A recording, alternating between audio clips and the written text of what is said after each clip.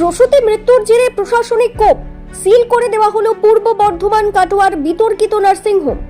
চিকিৎসার চরম গাফিলতি এবং পরিকাঠামোগত শূন্যতার অভিযোগে অবশেষে কাটোয়া শহরের পুরনো বিতর্কিত কাটোয়া নার্সিংহোমে তালা ঝুলালো প্রশাসন। সম্প্রতি এই নার্সিংহোমে এক প্রসূতি মায়ের মৃত্যুর ঘটনাকে কেন্দ্র করে স্বাস্থ্য দপ্তর ও মহকুমা প্রশাসনের যৌথ তদন্তের পরেই সোমবারই কড়া পদক্ষেপ নেওয়া হয়। সিএমওএইচ দপ্তরের নির্দেশে নার্সিংহোমটি অনির্দিষ্টকালের জন্য সম্পূর্ণ সিল করে দেওয়া হয়েছে। মূল ঘটনার সূত্রপাত কিছুদিন আগে এই নার্সিংহোমে ভর্তি হওয়া এক প্রসূতি মহিলার সিজারিয়ান অস্ত্রোপচারের পর আচমকাই শারীরিক অবস্থার চরম অবনতি ঘটে। অভিযোগ, পরিস্থিতি হাতের বাইরে চলে গেলে নার্সিংহোম কর্তৃপক্ষ রোগীকে কাটোয়া মহকুমা হাসপাতালে স্থানান্তরিত করে দায় এড়াতে চায়, কিন্তু হাসপাতালে নিয়ে যাওয়ার কিছুক্ষণের মধ্যেই চিকিৎসকেরা ওই প্রসূতিকে মৃত বলে ঘোষণা করেন। এ ঘটনা প্রকাশ্যে আসতেই নার্সিংহোমটির বিরুদ্ধে চিকিৎসার গাফিলতির অভিযোগ তুলে ক্ষোভে ফেটে পড়েন স্থানীয় বাসিন্দা ও মৃতের পরিবার। বারবার বিতর্ক, লাইসেন্স জট। কাটোয়া শহরের এই বেসরকারি নার্সিংহোমটির বিরুদ্ধে বেআইনি কার্যকলাপ ও অব্যবস্থার অভিযোগ নতুন নয়। এর আগেও বিভিন্ন অনিয়মের জেরেই নার্সিংহোমের লাইসেন্স বাতিল করেছিল স্বাস্থ্য দপ্তর। তবে পরবর্তীতে উচ্চ পর্যায় থেকে পুনরায় রিনিউয়াল বা লাইসেন্স দেওয়া হলেও নার্সিংহোম কর্তৃপক্ষ ন্যূনতম সরকারি প্রোটোকল ও চিকিৎসাগত মান বজায় রাখেনি বলে অভিযোগ।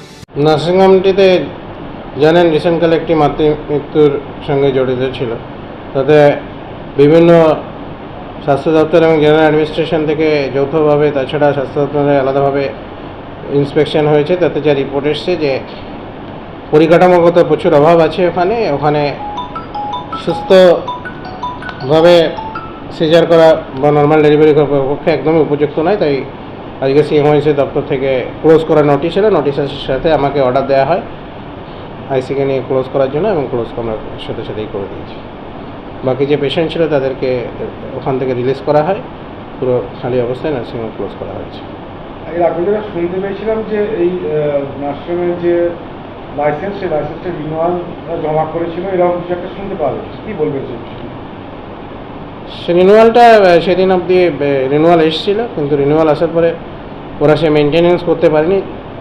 যেভাবে রিনিউয়াল হয়ে যায়, যে অথরিটি দেখে গেছিলো, যেভাবে ওদেরকে প্রোটোকল মেনটেন করতে বলেছিল, ওরা সেই প্রোটোকল মেনটেন করেনি, যার জন্য এই গাফিলতি। সেই জন্যই এটাকে পুনরায় ক্লোজ করে দেওয়া হলো। অনির্দিষ্টকালের জন্য এটা ক্লোজ থাকবে।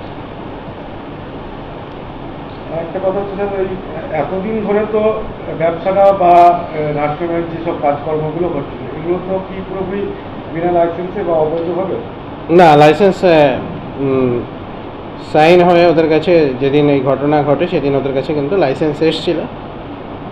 সেটা ওদের কাছে ছিল না, পরে সিএমওএইচ দপ্তর থেকে লাইসেন্স এসেছিল। প্রথমত অবস্থায় আমাদের কাছে আমরা যেটা জানতে পেরেছিলাম যে লাইসেন্স ওদের কাছে নেই, কিন্তু পরে গতিতে 3টের সময় ওদের কাছে লাইসেন্স আছে আপার লেভেল থেকে।